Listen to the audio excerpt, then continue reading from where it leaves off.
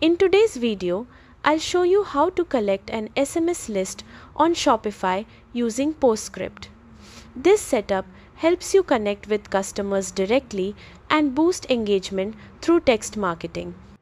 Start by opening your browser and going to the official Shopify website.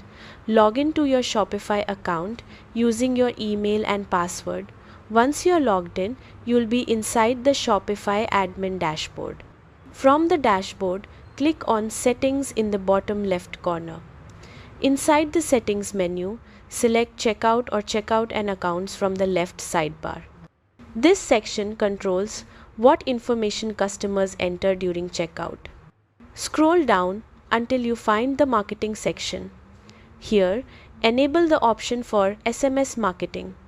This allows customers to opt in to receive text messages from your store during checkout. Next, scroll to the Customer Information section. Choose whether the phone number field should be optional or required, depending on how important SMS marketing is for your store. Once everything is set, click Save in the top right corner to apply the changes. That's it. Your Shopify store is now ready to collect an SMS list using Postscript, giving you a powerful way to send offers, updates, and promotions directly to your customers.